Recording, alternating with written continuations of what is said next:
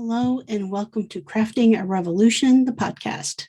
My name is Katie Freeman and I'm one of your hosts. Every week, we bring you interviews with makers and artists of all kinds from all over the world that identify as female, non-binary, or transgender.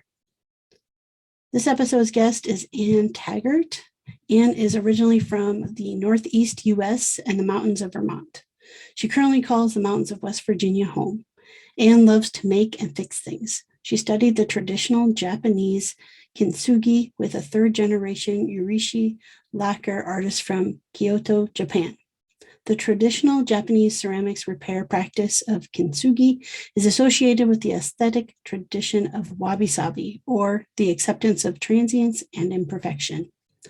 Ann uses traditional materials and brings deep respect for the history and origins of Kintsugi and Urushi Lacquer art forms to her work.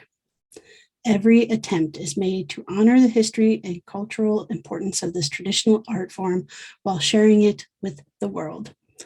I really enjoyed my conversation with Ann. This is something that, to be quite honest, I didn't really know about before Ann reached out to me. And so definitely spent a lot of time just learning about the process and what goes into it, and maybe how we, especially I want to say in the West, could learn from this idea, this Japanese idea of wabi-sabi, of acceptance of transience and imperfection, and bringing that into our own art pieces.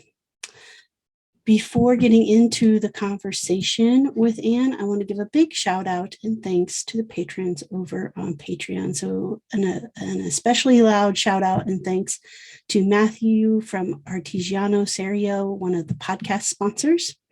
And thank you to Candace, CJ Woodgrain, Lee at Lee Runyon, Annette 513 Woodworks, Katie Thompson, Women of Woodworking, Kevin, Lefty's Woodshop, Christy, Twisted Twine, Jeremy Speece, Sammy, Go Sammy Lee, Rachel, Woody Makes, Laura Oakley Soap Company, Brandy, Studio Obey, Ellen, Little Bear Furniture, and Ethan Carter Designs. Thank you all so very much. I do also want to take this time and thank a small handful of those patrons, Ethan, Ellen, Brandy, and also Lee, the Rainbow Carver. They have all been around since basically the very beginning of the podcast, which this October, believe it or not, will hit 4 years of doing the podcast. It's just hard to believe that. So I want to give a big special thank you to them for sticking around and continuing to support not only a podcast, but myself. And that's just a shout out to the maker community as a whole. Find your tribe and they will stick with you. All right, let's head on into the conversation with Ann. All right. Well, Ann, I like to ask my guests to introduce themselves. Would you do that for me? Sure. My name is Ann Taggart, and I run a small art business called Mountain Kintsugi, and I do traditional Japanese Kintsugi repairs and restoration of ceramics and pottery, also stone, wood, glass, crystal, and I'm really excited to be here talking to you today. Awesome. So before we get into like how you got into all of that, I want to ask kind of the bigger picture story of Ann, from baby Ann to now. Oh, okay. What was your journey from childhood on up? Oh boy. Yeah. Disclaimer, I tend to ramble a little, and I apologize in advance for that. So you've just dropped a really enormous question on me. I'll try to keep it concise and I'll fail totally. I grew up in upstate New York. I was born in upstate New York. My mom is a piano teacher, and I'm a fifth generation musician by training from way back. My dad is an electrical engineer. They live in Vermont now. My dad discovered skiing when I was 5. And so I spent about half my childhood in an Airstream camper skiing every weekend up in Vermont until they bought a house when I was 10, where they live now. I'm going to pause you for a second. Sure. I'm doing the bio. How warm is it to stay in an Airstream camper in skiing weather? I don't remember being cold, but I do remember having trailer kitchen spaghetti for Thanksgiving more than once, right? Because ski season in Vermont usually starts Thanksgiving weekend.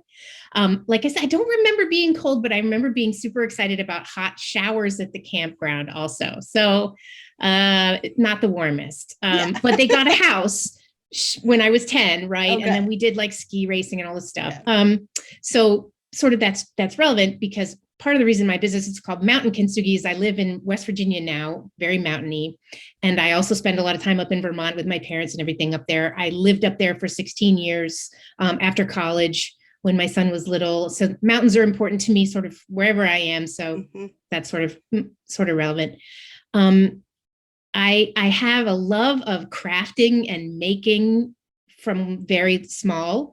And my dad is the kind of guy that will fix something until it falls apart completely. So like he's the one with the Subarus that hit like 300,000 miles. And so making and building and fixing and engineering and understanding things is sort of in my blood. And with that, I just lost the track of where I was going. So yeah, so I'm a Northern New York, New England mountain kind of person. I went to college in Connecticut and lived outside Boston for a little while, lived up in Vermont for 16 years, moved to Florida for 5 years, and now we live in West Virginia. So, and now we're all current. I went to college for music originally, but I've also studied counseling. I have a master's in forensic psychology. I worked as an accountant. I started doing accounting work. I had a lot of office study, like work study jobs in college, because when you're a music major, like you quickly find out that office work is only 9 to 5 and it actually pays. Right. So I taught myself bookkeeping and I worked my way up from a very bad self-taught bookkeeper to a CFO. I've kind of done a lot of things and lived a lot of places, although mainly on the East Coast. And then here I am now. And how'd you get into, I'm probably going to murder it, Kintsugi? Kintsugi. Yes. Yeah. I mean, anyone who doesn't speak Japanese is going to just do our best with that word, Kintsugi. Yeah. I got started with it. I have been aware of it for many years. I did a lot of ceramics, like in high school. I found it very meditative and relaxing. And so I always took a ceramics class in high school to kind of chill out. I was bad at it, but I didn't care. I loved just doing it. Right. So I've been sort of peripherally aware of Kintsugi, which a lot of people who do pottery are aware of it as a traditional pottery repair technique, or like if you're into Asian art or Asian antiquities, like Japanese art and this sort of thing.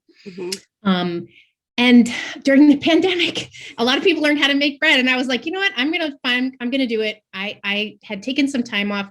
We had to relocate. So I left my job down in Florida. We moved to West Virginia to be closer to family and to help out with the pottery business. And I had some time on my hands and I was like, I'm going to learn how to do this. I've always wanted to do it. I'm going to do it. And I fell in love. I didn't expect to fall in love, but I just did. And I was like, this is the most amazing thing ever. I just want to fix all the things and make them beautiful. Can you explain a little bit about the process? Because I'm going to say, like, pottery is not my wheelhouse, so I don't know much about the process. Yeah, well, kintsugi itself, traditional kintsugi, is a lacquer art form, and it's only related to ceramics in that most of the things you're working on are going to be ceramics, stoneware, porcelain, china. I work on natural stone also, and other stuff, glass and crystal, and anything that's like hard that breaks, you can, and wood also, you can do lacquer on wood. So it's something that potters and ceramic artists get interested in, but it doesn't actually have anything to do with ceramics and actually making pots. Nothing gets fired or anything like that.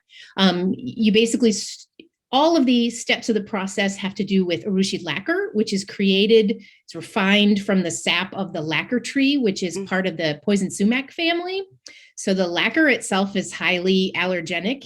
If you are sensitive to poison ivy, generally speaking, like 50 to 75% of people are going to react to Urushi Lacquer also, which is kind of a bummer. I am extremely sensitive to poison ivy. So I have to do these like Breaking Bad level precautions in order to be able to work in my medium. So like it's a whole thing. But the good news is that once it's fully cured, it's totally hypoallergenic and safe to use. And people have been using Urushi lacquered items in daily use for something like 12,000 years. So a big part of traditional kintsugi is understanding the history and the cultural importance of Urushi lacquer in Japanese culture and East Asian culture, pardon me. And one of my big personal mandates is to be really aware of how to navigate that issue, since I myself am not an East Asian person, right? So like, how do I do this traditional art form and honor the roots of it and not be doing cultural appropriation Barbie? Right. So I'm really sensitive to that. And so that's part of what led me to a traditional method practice, when there are like a whole bunch of easier ways to do stuff and fix ceramics with glue and epoxy and even put gold, whatever on it and make it look like kintsugi. But that's, they call that simple kintsugi or modern kintsugi. And what I really wanted to be kind of on, I'm a sort of a purist type of person anyway. And I was like, I really want to learn how to do it the real way.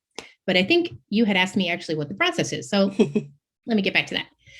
So you basically use different combinations of Urushi lacquer sort of in different preparations, like some of it's more refined or less refined, and sometimes it's got pigment added to it.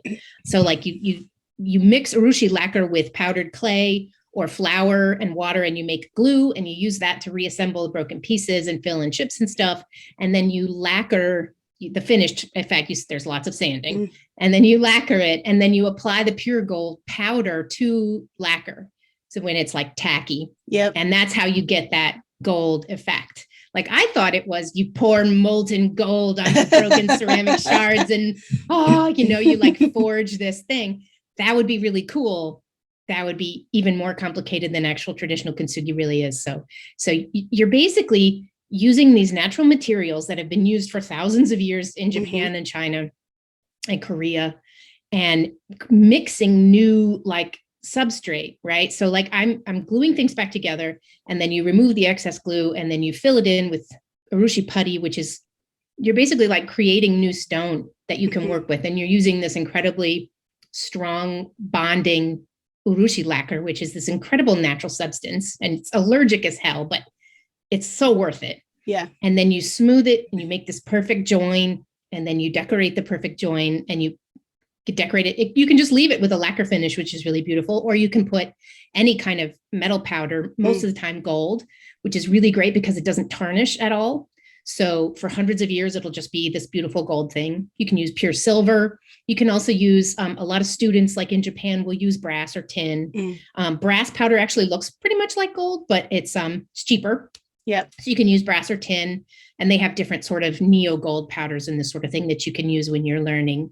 And then it's sort of a slow art form, because each step involves lots of sanding. And when you initially reassemble something, it has to cure for at least 2 weeks. And it's just this slow process that is very culturally important. But it also contains a really powerful metaphor, of course, which is so there's a proverb in Japan, which is everything that has a form breaks. So it's sort of the transitive nature of life. And if you think about it, in a culture that developed along the Pacific Rim, earthquakes, sort of the wabi-sabi aesthetic, and some, Buddhist and maybe Zen principles, this sort of thing of acceptance of the transience of life. Things get broken and change as time goes on. Nothing stays the same, but it can be beautiful. And so the art form is how to mend something, an object, and that the scars of its wear and tear make it even more beautiful. And part of that is the reality that a kintsugi repaired item is actually going to be stronger than it was before. And then, which is really interesting. So, and I found it, sort of as a woman of a certain age, like the idea that our scars and visible signs of aging and wear and tear make us more beautiful. I think that is a metaphor that is appealing to lots of us. Yeah. I mean, that definitely is interesting. Because like you said, like you repair, you put it all back together, and then you accentuate that repair. And I would say, like, Western culture does not do that. And they definitely don't do it the slowest, most expensive way possible. Correct. Right? Yeah.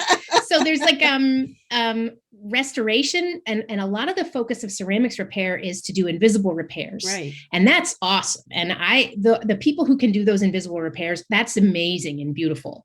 The problem is that stuff's not food safe because of the chemicals and the paints that they use. Mm-hmm.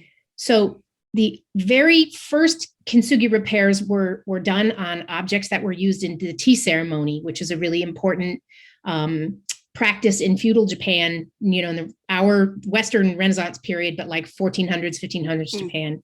So these vessels that were used in the tea ceremonies, if you're familiar with it at all, it's a very rigid, formalized thing. And so if you're like a minor government official in feudal Japan and the local prefect comes to your house, you're going to do a tea ceremony and your wife is going to be there and it's going to be this big thing.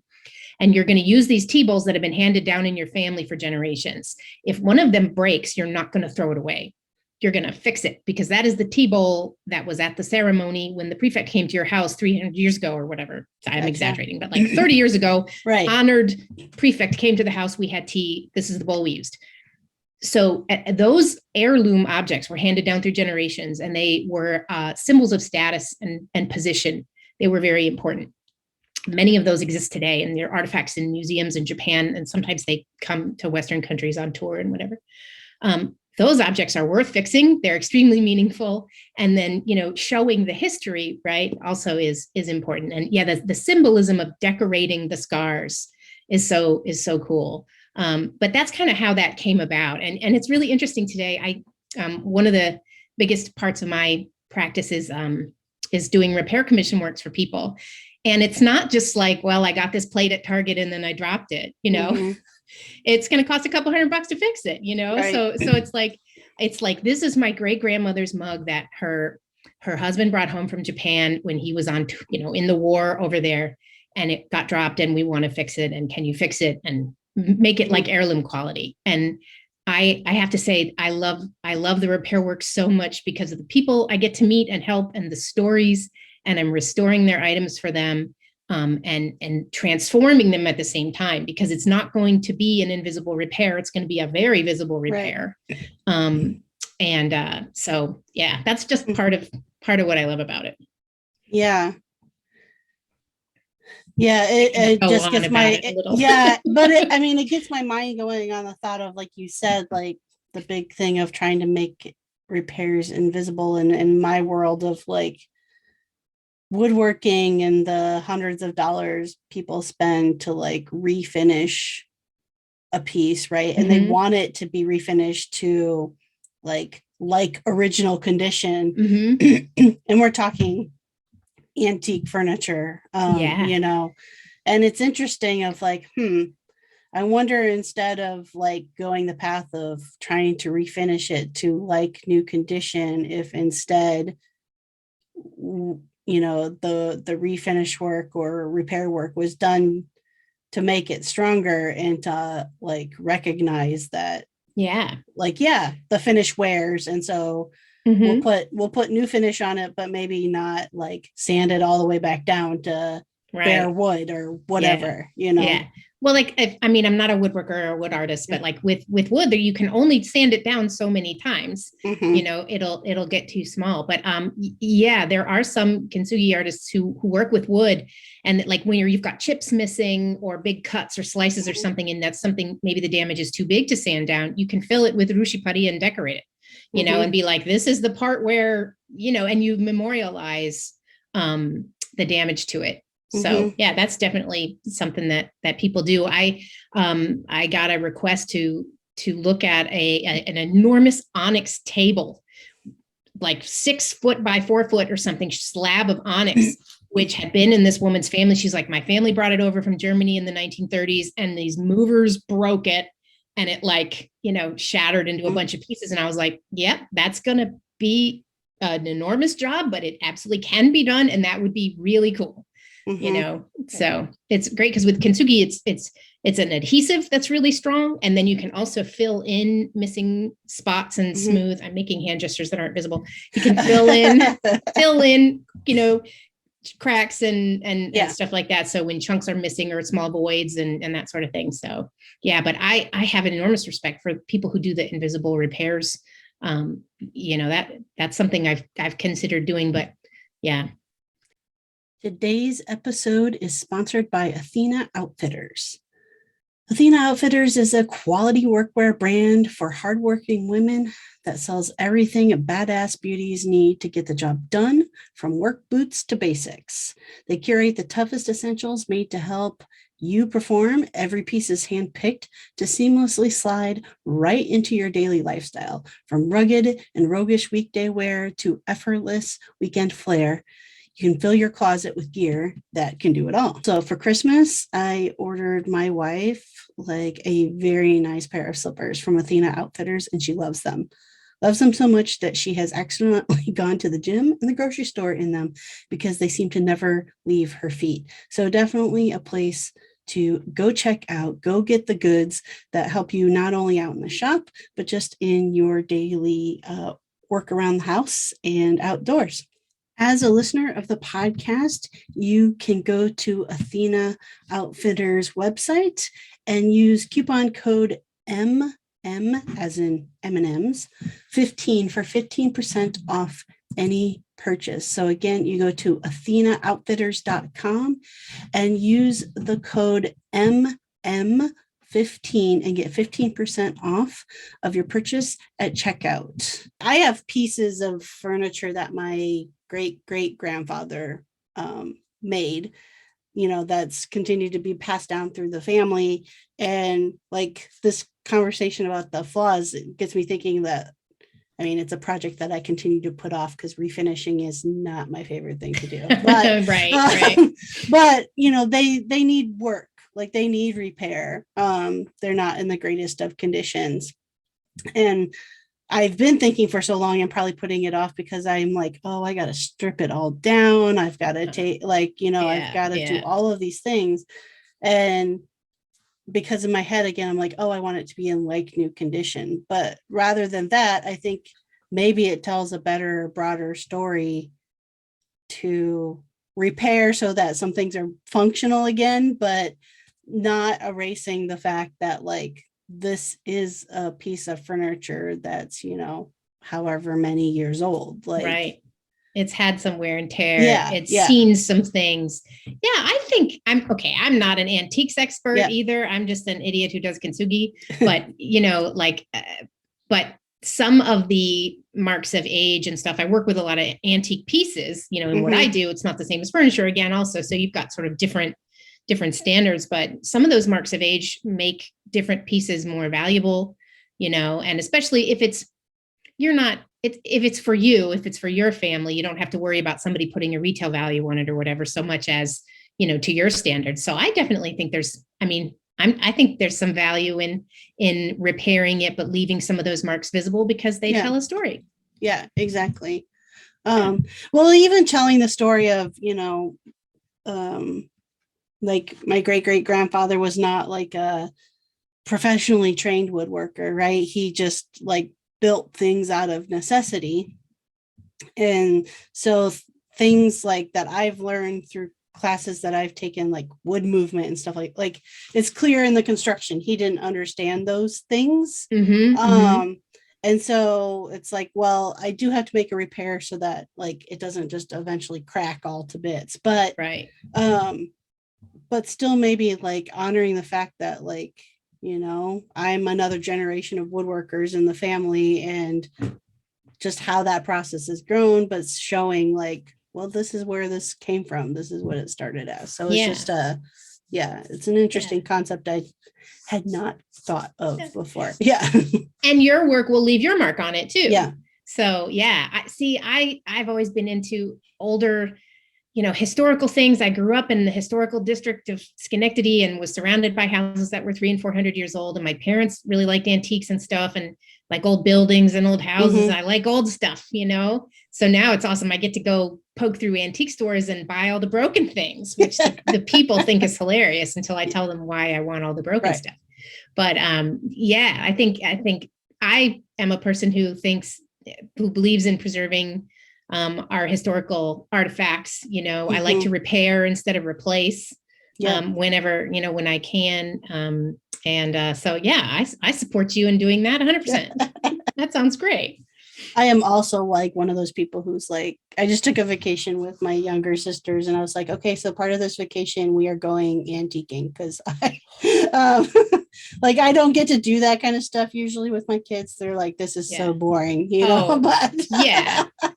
And then if it's like breakable stuff or whatever, right, I did the same thing. I was back up in Vermont in April. I was helping take care of my mom after she fell. And so I was like, okay, I'm going to try to make the best out of the situation. And then I'm going to go to antique shops up there. I'm going to explore and see what's around. And, so at least I can pick up some things, some pieces to work on and get some projects and, explore. Cause the shops around me here in Charleston are pretty well tapped out at this point, I was like, oh, I'm going to go up there and see, what's kind of in there. And I found an amazing antique shop and it was just like arms, and I have so many projects now sitting in my studio that I'm so excited about. I got some really amazing things. So I'm with you. Like we went up into Ohio to pick up a camper and I was like, there's an antique shop, like, we're going in there. Yep. Yeah. I got to make the best of it. But then it's like, I got to calm down, like, okay, every project is going to take me like at least 8 weeks. So I just took 10 pieces out of my curing boxes from the repair reassembly phase. And now I'm like, okay, I've got to stop shopping for a minute and get some of these babies caught up. So I'm similar, but mine is collecting wood, especially free wood. Like I've been told, my wife is like, no more. Like, our house is surrounded and our garage is full. No more. And I'm like, yeah, I know. I bought some rack shelving and I put it on top of a table. I was like, all right, my studio is small. I'm going up.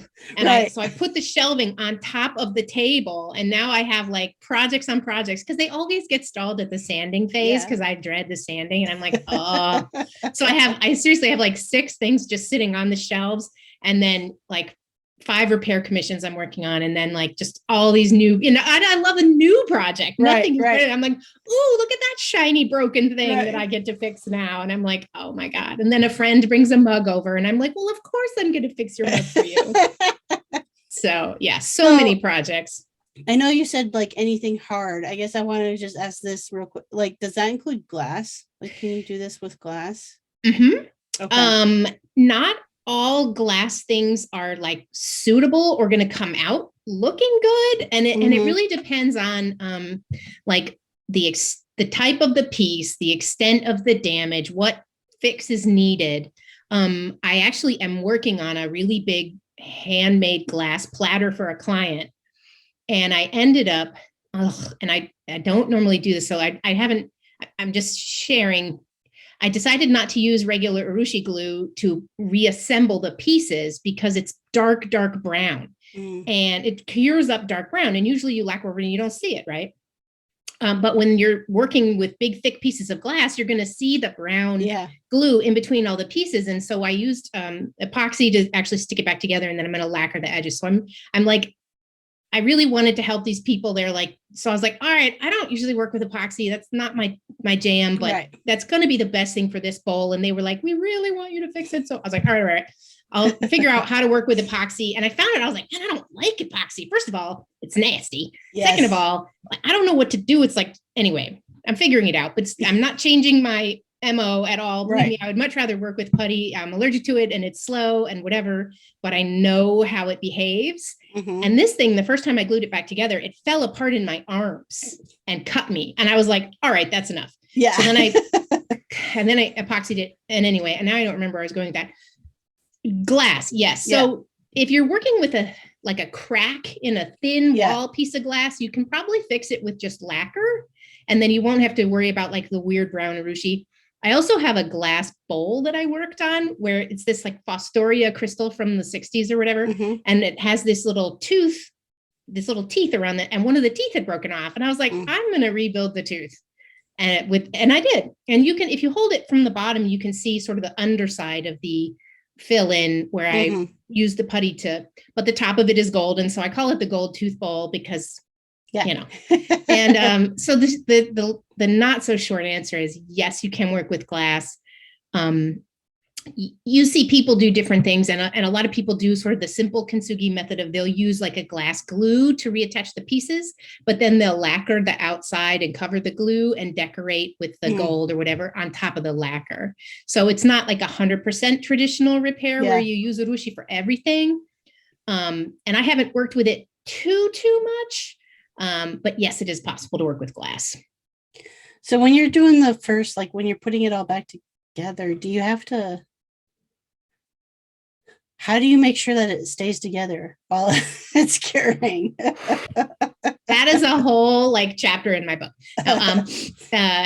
How do you make sure it stays together? Well, it depends on like that varies. Some pieces stay together when you put them back together more easily than others. And I have all kinds of ways to sort of support the pieces as they're curing, because when you're using urushi glue or mugi urushi, which is made with Urushi Lacquer and flour and water, it's kind of sticky, but it doesn't bond instantly or even within a couple minutes like epoxy. So you have to reassemble the piece like with a strategy and build it up from the bottom. So recently I had found some in the antique shop up in Ohio. I was talking about, I found this pair of cobalt blue porcelain, like sake cups, and they were both cracked and I couldn't believe it.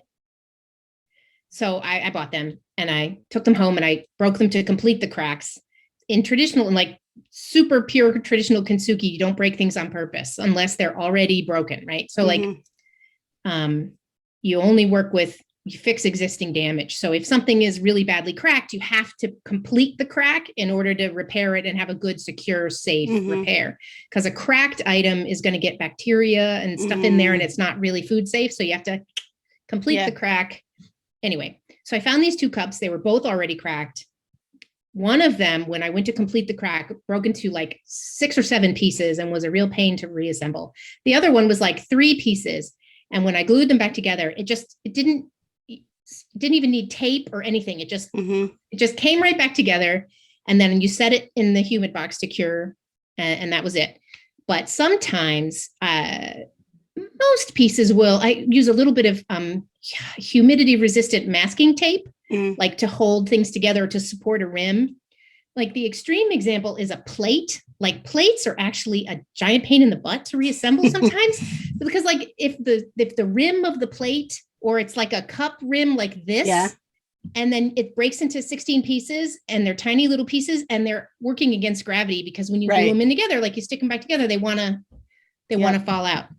So I have an arsenal of like different kinds of tape, but also plasticine works really well. So like I will at the same time, like I'll lay the piece out and then I'll put some non-drying type modeling clay and then I'll apply the glue to all the edges and then I sort of stick it back together. And then you do this little dance of like, you support the pieces and then sort of push them back together. Right. And then you stick up the plasticine a little more and then you stick them back together. I think every practitioner has their own method to doing it.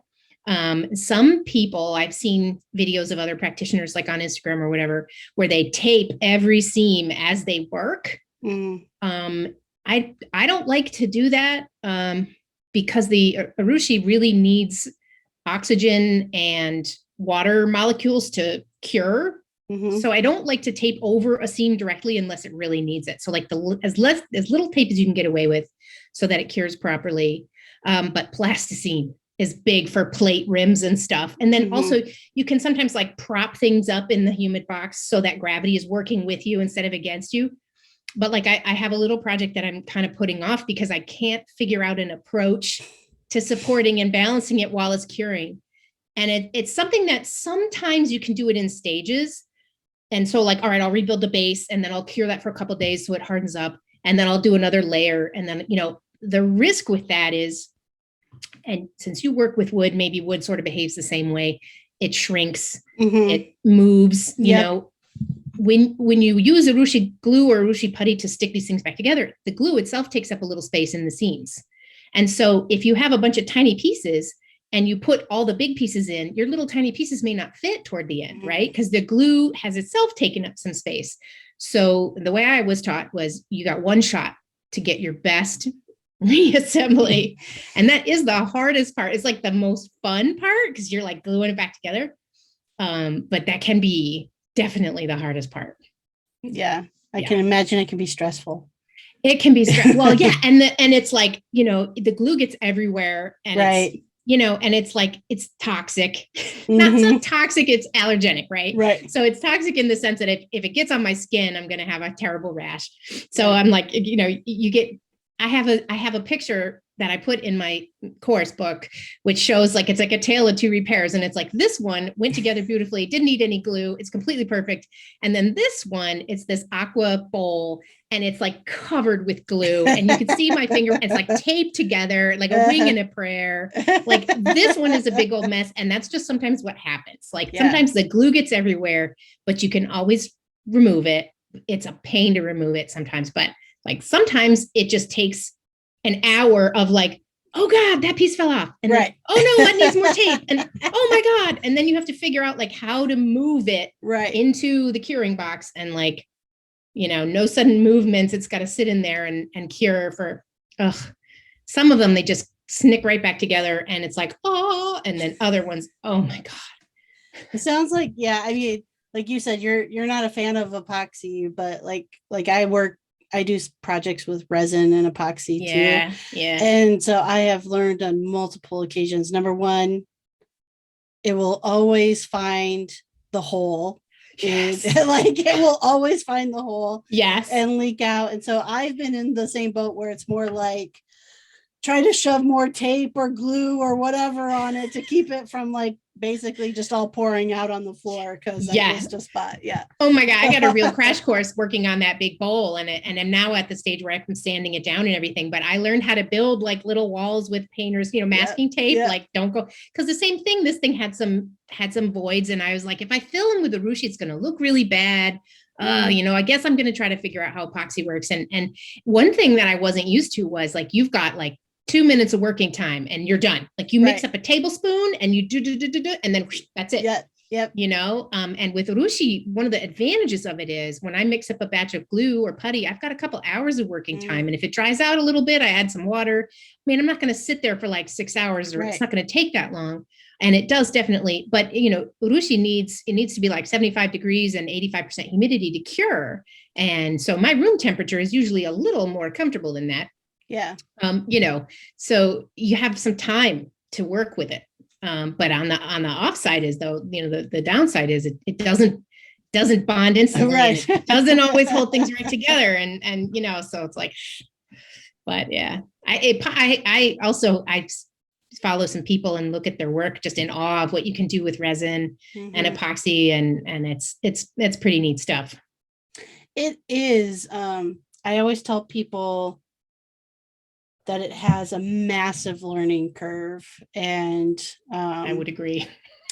And even if you like follow a ton of people who do it and they give you all the tips and tricks, it's like you have to like get working with it to really figure it out. And I mean, I've been working with it for 5 years now and I still, mess stuff up and it doesn't come out perfect and all that stuff. I think that's right. I think with any of these handcrafts or handwork type of, you really do need to get and especially if if you're the type of person who's into that sort of thing, you're a hands-on learning kind of person anyway. It certainly is for me. So I'm like, okay, I can watch a video or read a book or whatever, but until I get my hands in the material, I'm not really going to grok it. One thing I found about when learning Kintsugi and talking to a lot of other people who were trying to learn Kintsugi, it's a Japanese art form originally, and there are almost no English language instructional books out there or courses or anything. And I was like, what do we do? So I was really fortunate to find a third generation lacquer artist and Kintsugi guy to learn from. And then when I'm just trying to do some research on my own and fill in the gaps, I don't read Japanese yet. I'm learning. But I had to really learn a lot and figure out a lot for myself. And I also think, and talking to other people too, there's some people who've sort of written some general how-tos online and there's videos and stuff, but you don't maybe it's just, you know how there are some people who have really embraced the whole like teaching through transparency thing, and I'm going to lift the hood and show everybody how this works. I think the Kintsugi community is not there yet. And there's a lot of like, I'm not going to reveal my secrets, you know, but I was like, you know what, I'm going to reveal some secrets. So right. I was like, I'm writing this down because I just released a little course, a book on how to do it. And I'm, you know, sharing what I learned because in there is not a lot of good English language material out there. And I was like, these are my tips and tricks, and this is what I have learned, and hopefully it helps somebody, you know. So that's one of those things. But I think people are going to just have to go out there and do it for themselves and figure it out too. I think, like I've heard that just in general though too about like the ceramics community, like as a whole, like they're slow to share their like tips and tricks, like you know, and that is a little bit different. I've learned, I mean, and I would say actually it's the same in any, just with all the people I have talked to for the podcast, like if it's a craft that you've learned through like apprenticeship, or you know, like you've gone to schooling for it, you tend to be more guarded of like your quote unquote secrets that you've learned along the way.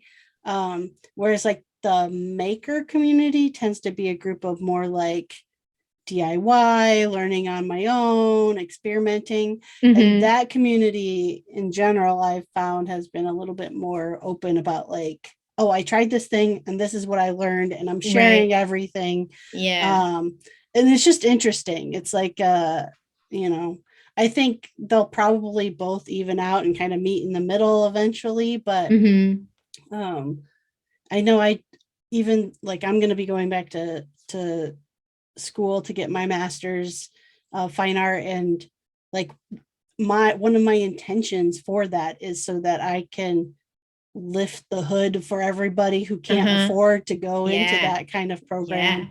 Be like, here's everything I learned, here's how I'm applying it. Right. Yeah. Because I'm definitely one of those people who like thinks to make things more accessible for like everybody. Because I think as a whole, all of our communities just grow so much more the more access we give, because then other people get into it, they start experimenting, and it just kind of snowballs into you know, things that don't even exist yet. I think that's great, and I applaud that, and I, you know, I want to see more of that. And I think that for some people, there's sort of an old mindset of like, if I teach you my techniques, then you will be able to duplicate my work, and then no one will buy my work, right? And I'm like, okay, I understand that mindset, but that's kind of a fear-based perspective, and I try not to embrace the fear-based perspective myself.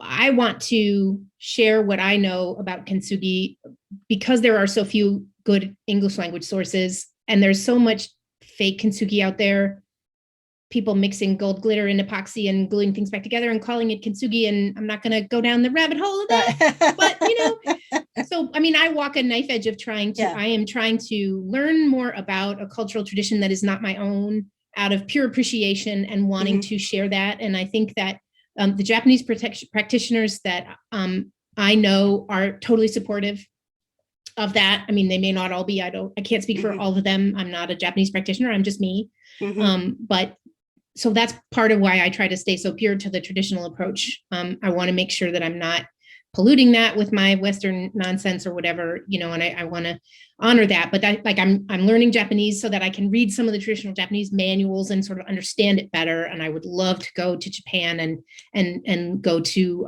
Wajima, where they do all the Urushi cultivation. And there's like, I'll make a pilgrimage someday, but you know, like I want to sort of start small where I can. But for me,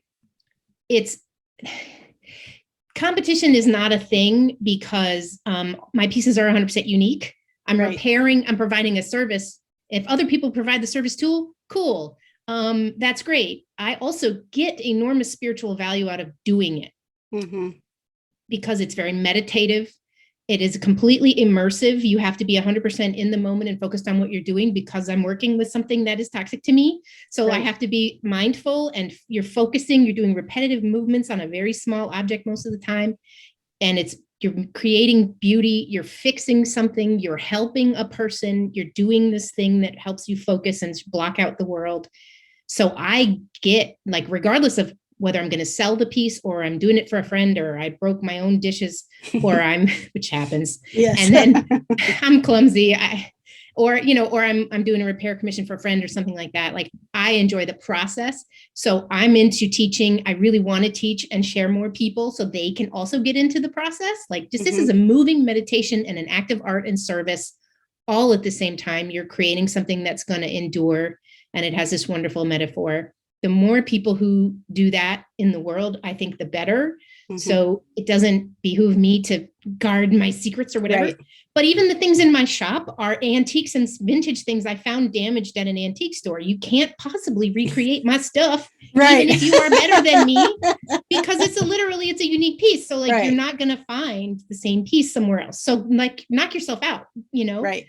Exactly. Learn it all, be better than me. I don't care, yep. Like, so. Yeah, I tend to follow that same mindset, like that's why I'm passionate about trying to get more people into, like, power carving. It's not about like somebody who could compete against me, because actually I, like, really enjoy watching people who, like, learn it so well and are outdoing me. And if anything else, they inspire me then to be like, ooh, like, I never thought about trying that. I'm gonna try that or whatever, but exactly that, like, there's a lot of pie to go around. So we don't need to, like, guard our little, like, slice of that pie. Yeah. Because even though there's social media and it may seem like you're, like, competing, like, still so many people are serving their local community. And it's like, I don't know any other power carvers that are here where I'm located, so I definitely think it's, like, I like the mantra of, like, community over competition. I definitely like buy into that wholeheartedly. Like that. Yeah, I think that most of my repair people, my repair clients, who have found me on the internet, have been sort of in this southeastern region. There aren't a lot of people in the country, in the US, who do kintsugi. So if you want a traditional repair, it's a pretty short list. And I don't have a storefront or anything, so people just find me online, and that's cool. And I, when I decided to sort of do it as a business, I was, like, getting stressed out, like, oh no, like, how am I gonna make any money? And then I was like, I can't, like, I gotta just, I do this because I love it. And I'm gonna put my little book out there, and I'm going to have my shingle up, and I'm going to repair things for people if they find me, and I'm going to put my things in my shop, and people will buy my things if they like them. And I got to try to just not worry about it other than that. Right. Like I can't, I am not a very online person. I am terrible at social media. I hate being on video. So I'm just like, I'm the worst at self-promotion. I'm trying to get better. Because the more pieces that sell are the more pieces, the more gold I can buy. Right. And it's really expensive. And so it's like, if somebody, if you buy one of my pieces, that means I can fix, like, 5 more pieces. So it's like, woo, and the more people who find out about me for repairs are the more people I can help. So I'm trying to come out of my comfort zone a little bit without, totally throwing it away. But anyway, I'm with you. I have to just be like, I have to, like, hoe my own row, right? Like, I'm just going to be here. I'm going to do the best work I can. I'm going to put it on the internet. People can find it. That would be great. Right. But I can't get too worked up about it. Yep. Exactly. Yeah. But I really enjoy, like, I'm so glad I found you and your podcast. And I really enjoy a very supportive community, at least that I have found on Instagram. I know there are terrible things on Instagram and on the internet, but, just try to keep it positive. And I try to follow other traditional practitioners and practitioners in Japan and people who are doing good stuff, and, gives me inspiration. And the day when it makes me start to feel bad is when I'm like, okay, I'm going to take a break, right? Like, social media sometimes is just the worst. And sometimes you got to take a break. If it starts to make you feel bad, like that person's work is better than mine. Right. They're selling that table for 4,500 euros. Like, oh my God, like I'll never do that. And then it's like, I'll just calm down, just do your own thing and everything will work itself out. Exactly. I try. Yeah. I think that's a good note to say that we are like, at getting to the end of our time together. So I want to give you a chance to let people know like how they can find you on that social media and follow along with what you're working on. Great. Yeah. Well, the hub of all my presence on the internet is mountainkintsugi.com. That's mountain, KINTSUGI.com. And there you can see stuff in the shop and also get links to my Facebook and Instagram. My course is for sale and pieces in the shop. And if you have something broken that you would like to find out about getting fixed, then that's how you can reach me. So yeah. Awesome. Thank you. Well, thanks for chatting with me today. I learned a lot. I really enjoyed learning about the process. Just wind me up and let me ramble for an hour and here we are. Thank you so much for the opportunity. It's been really great speaking with you. And I hope that people who listen have also learned something. And if they have any questions, I would love to hear from them. Awesome. All right. So again, that was Ann Taggart, and I'll include the links on how you can follow along with her in the show notes for today's episode. You can find those in all kinds of places. First places to check, though, are the description on your podcast app, the description box down below if you're watching this on YouTube. And lastly, you can head on over to freemanfurnishings.com/podcast. Be sure to follow along with the podcast and your host over on Instagram. Podcast is at Crafting a Revolution. That's all one word, no spaces in there at all. So at Crafting a Revolution. You can find myself, Katie Freeman, at Freeman Furnishings, and my co-host, Katie Thompson, at Women of Woodworking. Would love to see you and connect with you over there. If you enjoyed today's episode, please head on over to iTunes, leave a 5-star review. That is much appreciated. If you didn't, don't worry about it. Next week, we'll be back with 2 brand new episodes. In the meantime, as always, let's go craft a revolution. She, her, they got something they want to say. Solution.